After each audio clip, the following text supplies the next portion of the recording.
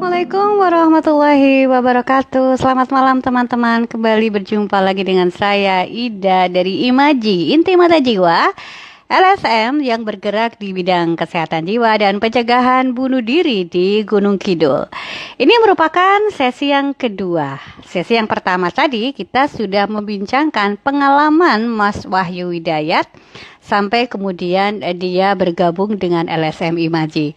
LSM Imaji adalah LSM yang terdiri dari sekumpulan orang yang memiliki latar belakang berbeda-beda, tetapi kami memiliki kepedulian terhadap kesehatan mental dan pencegahan bunuh diri. Dan tadi di sesi yang pertama teman-teman, Mas Wahyu sempat bercerita bagaimana dia melewati proses perjalanan hidup yang tidak biasa sehingga ini mengasah kepekaan sosialnya. Nah, kali ini kita akan membincangkan tentang pengalaman Mas Wahyu selama menjadi anggota LSM Imaji dan bagaimana perasaan dia ya atau juga pandangan dia terhadap masyarakat, terutama masyarakat Gunung Kidul. Selama ini kan masyarakat Gunung Kidul itu diidentikan oleh sebagian kecil ya, bukan sebagian besar ya, terkait dengan isu-isu bunuh diri. Padahal bunuh diri itu tidak hanya ada di Gunung Kidul, tapi juga ada di wilayah-wilayah yang lain. Nah, kita akan bincangkan pengalaman Mas Wahyu Widayat bagaimana beliau mendampingi warga atau masyarakat Gunung Kidul, dan benarkah masih ada mitos tentang pulung gantung, dan benarkah bahwa orang Gunung Kidul adalah orang-orang yang lemah ya. Ya, kalau kita bicara lemah itu relatif ya, artinya mungkin terkait dengan ketahanan mental ya. Baik teman-teman, saya akan undang kembali Mas Wahyu Widayat untuk Imaji. Saya informasikan bahwa Imaji insya Allah setiap hari Minggu pukul 8 akan melakukan live ya, untuk kita bisa berbagi pengetahuan kepada masyarakat terkait dengan kesehatan mental dan pencegahan bunuh diri. Halo Mas Wahyu, ketemu lagi. Sudah sempat ke kamar mandi belum? Tadi sempat break. Atau minum-minum dulu. Minum sudah. Iya. Oke, Mas Wahyu, kita akan berbincang seputar pengalaman Mas Wahyu mendampingi teman-teman warga Gunung Kidul dalam mensosialisasikan kesehatan jiwa dan termasuk juga dalam upaya pencegahan bunuh diri. Mungkin untuk yang teman-teman yang tadi belum sempat mendengarkan sesi yang pertama ya, kita sedikit flashback ya. Mas Wahyu, Imaji itu apa, kemudian apa yang dikerjakan, kemudian visi misinya apa, kira-kira seperti itu nih. Gimana?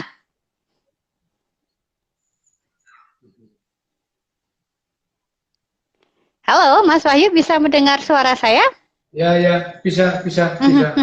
Bisa, Mbak Ida. Oke, bisa dijelaskan. Ya, saya kira seperti itu, ya. Hmm. Ya, saya kira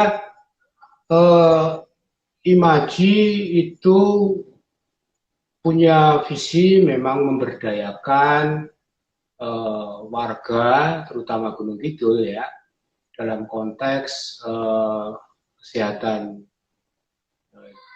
jiwa, gitu ya, dalam konteks kesehatan jiwa. Nah, apa-apa yang dilakukan Imaji itu dengan sosialisasi, kemudian lewat konseling, kemudian juga lewat pendampingan, maupun juga untuk studi ya, studi lintas disiplin ilmu. Jadi kalau bahasa aja persis saya kurang hafal, tapi gambarannya kurang lebih seperti itu.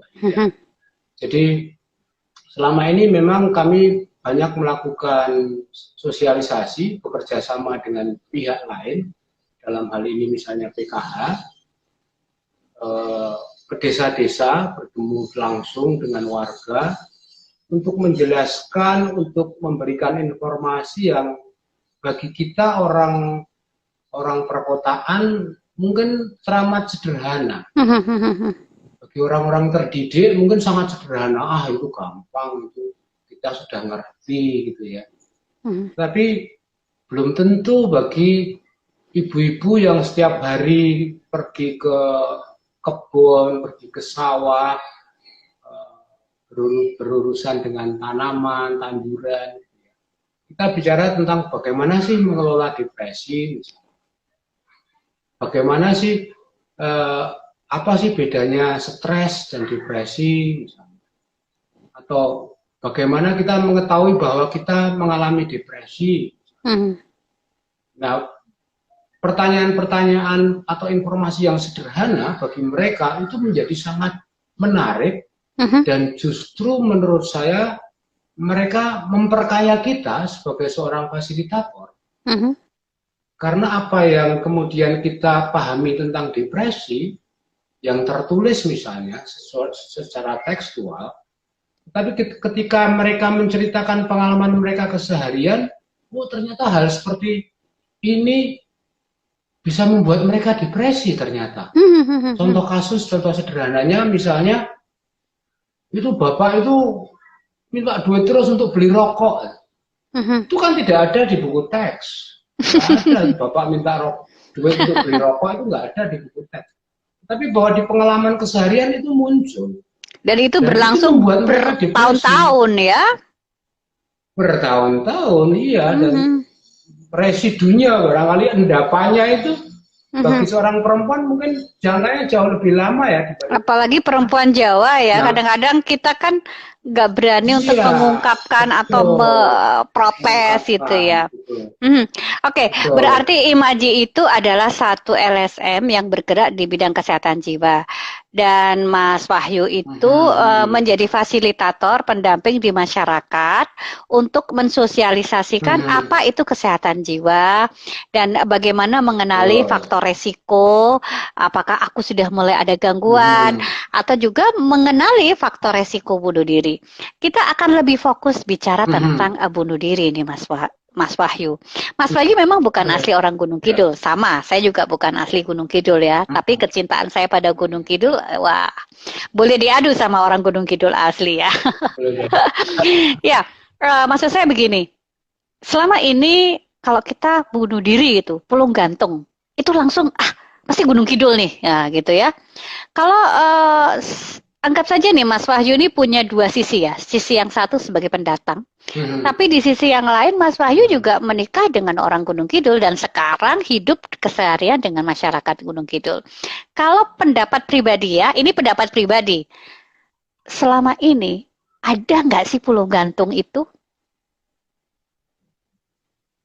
Kalau pribadi gitu ya, secara pribadi terus terang kemampuan saya untuk menalar itu susah, terbatas begitu ya.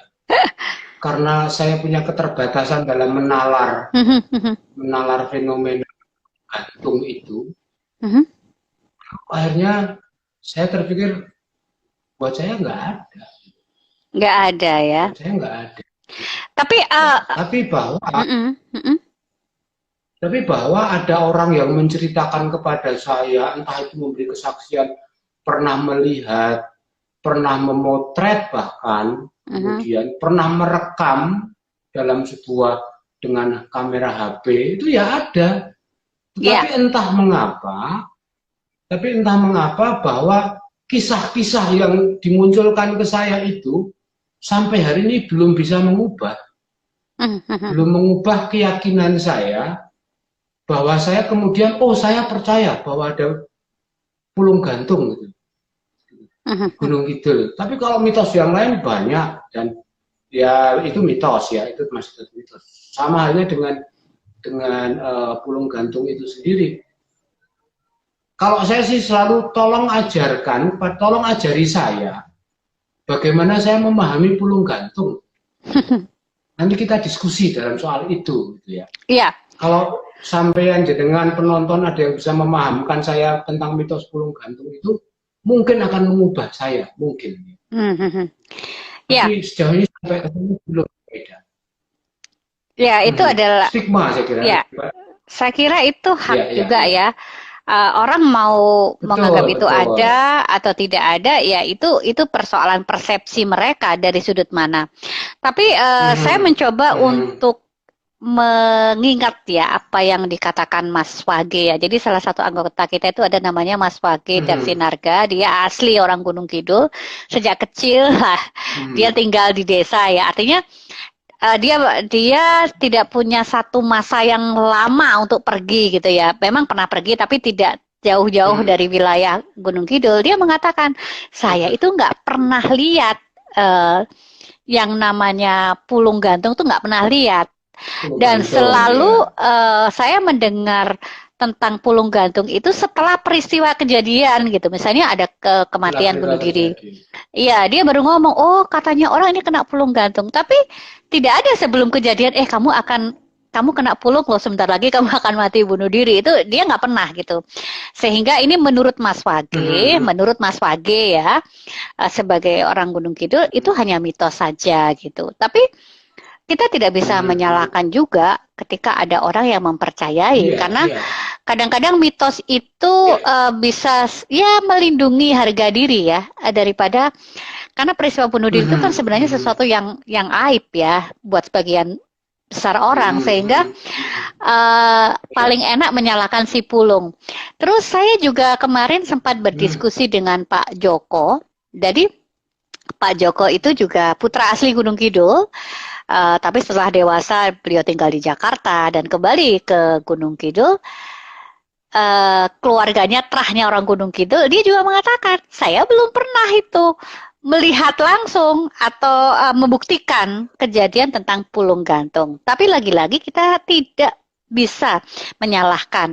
Bahkan Pak Joko sempat membagi pengalaman betapa dia melihat pada masa kecilnya ada tetangganya yang sempat mau jebur sumur gitu ya, mungkin maksudnya mau bunuh diri gitu, tapi kemudian oleh masyarakat sekitar itu justru disupport secara sosial, yang akhirnya dia bisa kembali pulih dan bisa menjadi sosok yang lebih kuat gitu ya.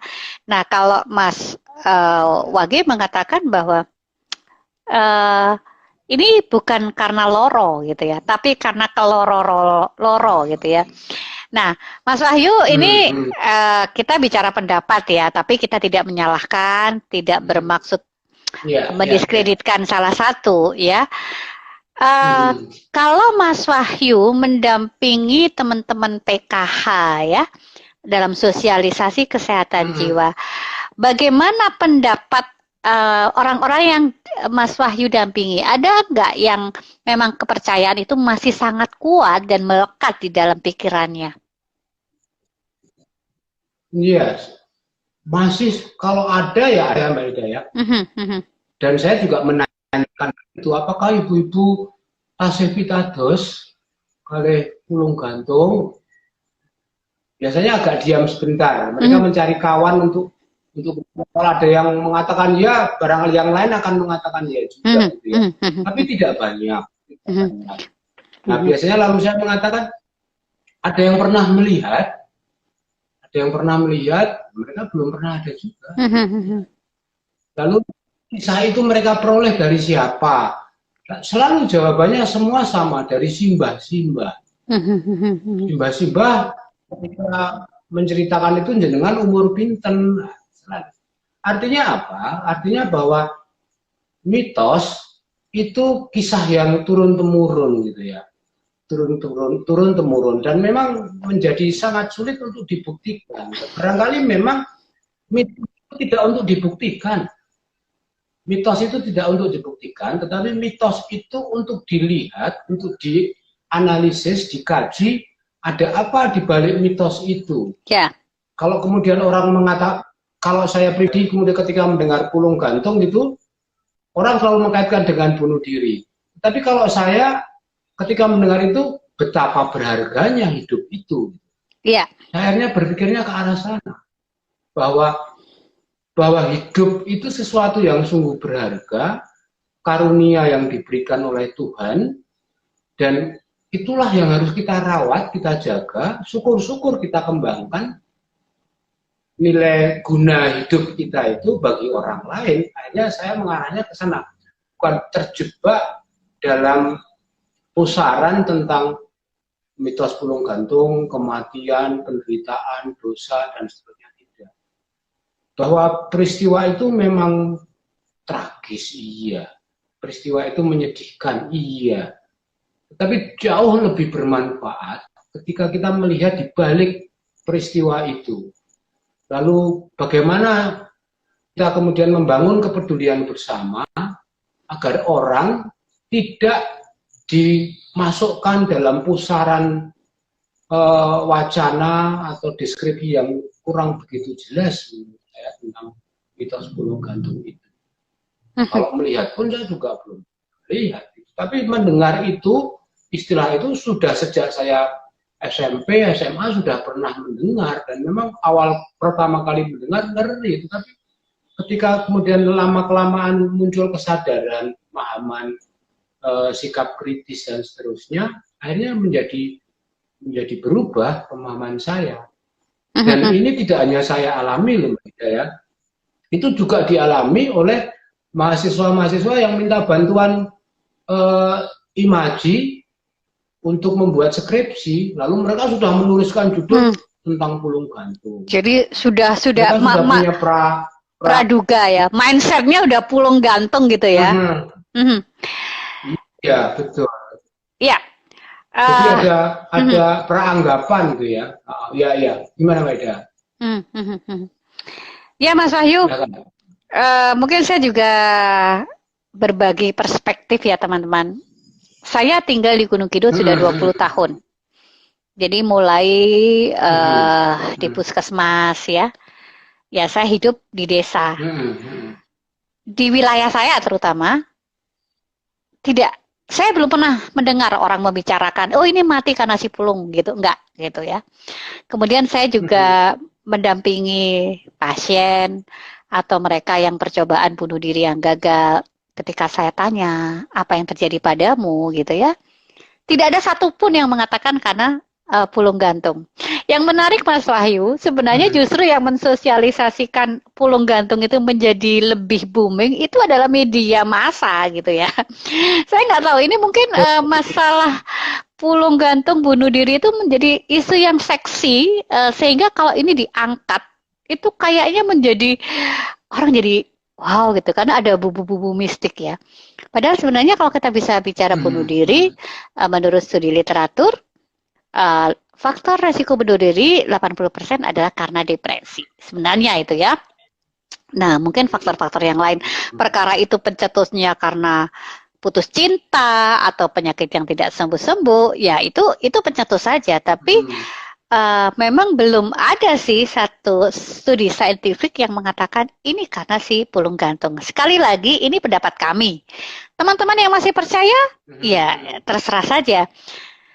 Menurut Mas Wahyu, bagaimana caranya kita agar lebih terbuka pada pandangan orang lain ya? Misalnya nih, ini ada 2 kelompok nih. Kelompok satu, ini yang pro pulung gantung. Pokoknya percaya gitu.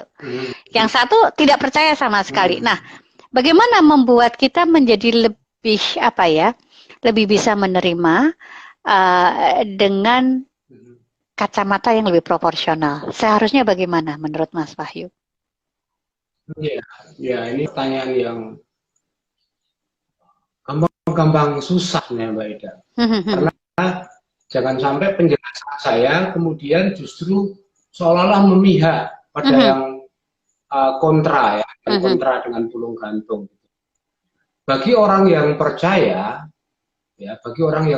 pulung gantung, saya kira justru yang paling penting mereka diajak untuk memahami peristiwanya secara kronologis.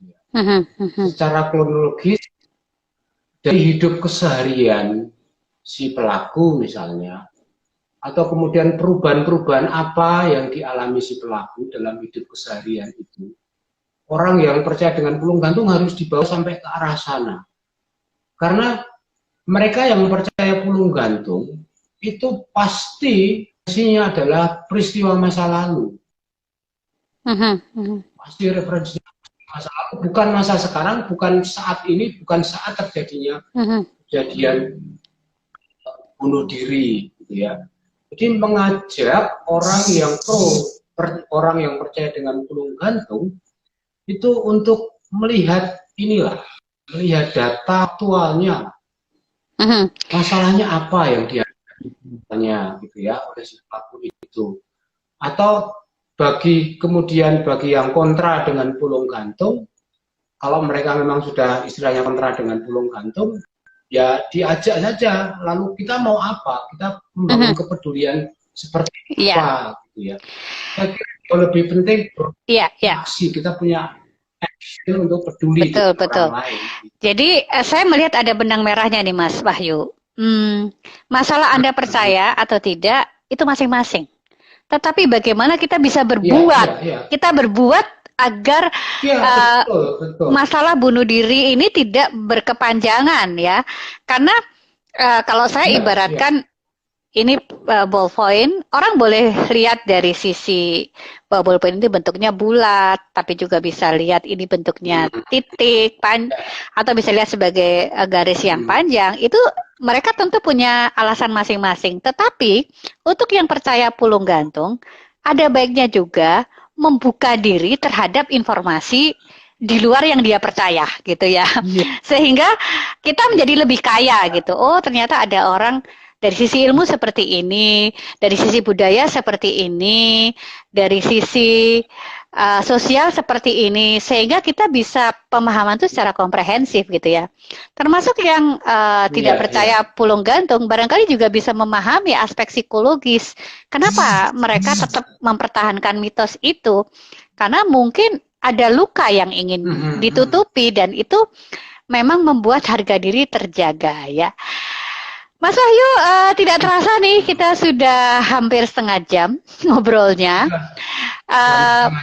Ya, saya senang sekali bisa berdiskusi dengan Mas Wahyu, dan untuk teman-teman yang barangkali tidak sempat mengikuti diskusi kita dari awal, ini akan saya upload di IGTV Imaji. Untuk itu silakan follow Instagram Inti Mata Jiwa @Inti-Mata Jiwa, kemudian juga Instagramnya Mas Wahyu @A_Wahyu_Widayat gitu ya, benar ya? Dan juga betul, Instagram saya @Ida Psikiater. Mas Wahyu, ada yang mungkin ingin disampaikan sebelum kita akhiri diskusi kita? Ya, sedikit saja Mbak Ida. Saya kira pada kesempatan yang istimewa ini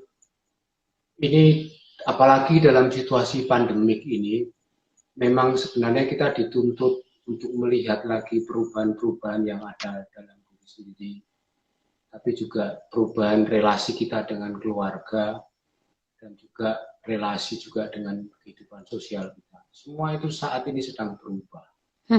Dan perubahan itu kemudian menuntut kita untuk membuat istilahnya itu janji pada diri sendiri. Lalu apa yang harus kita lakukan untuk orang lain? Minimal untuk diri sendiri, jadi lebih sehat, menjadi lebih baik, dan terutama juga menjadi lebih terbuka terhadap orang lain.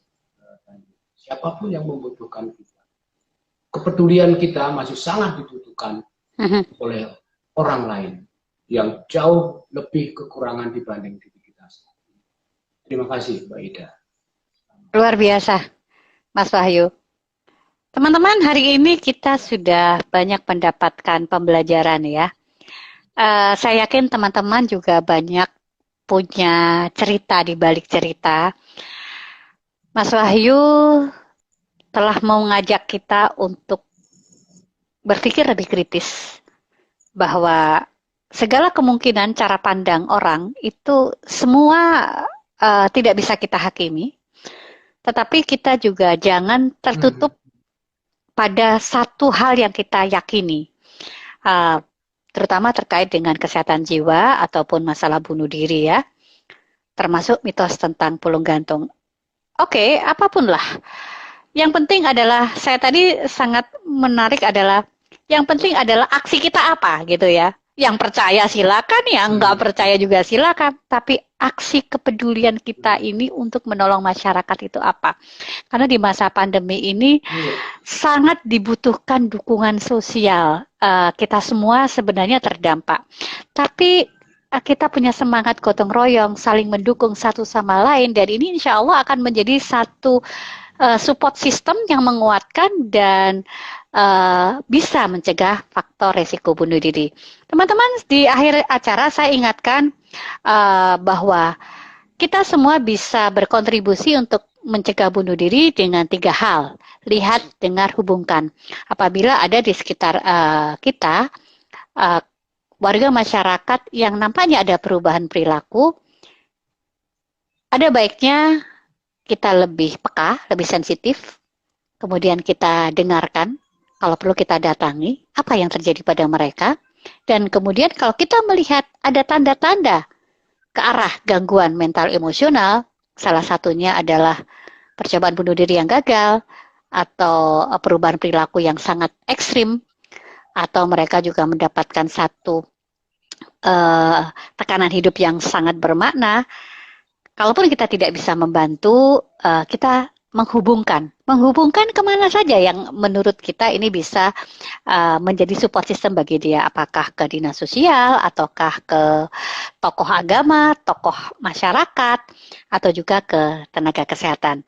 Yang pasti kita semua bermakna, dan sekecil apapun kontribusi kita, ini akan berbuah besar jika dilandasi oleh kasih sayang yang tulus. Dan kita belajar spirit itu dari Mas Wahyu, betapa dimanapun kita berada harus bermakna ya, Mas Wahyu ya. Terima kasih sudah memberikan banyak sekali pencerahan buat kita. Sampai ketemu Mas Wahyu. Teman-teman yang sudah bergabung, terima kasih. Semoga tayangan ini bermanfaat. Jangan lupa setiap hari Minggu pukul 8 kita akan berbincang-bincang seputar kesehatan jiwa dan pencegahan bunuh diri bersama Imaji. Terima kasih semuanya. Wassalamualaikum warahmatullahi wabarakatuh. Sampai ketemu lagi. Dadah, Mas Wahyu. Makasih.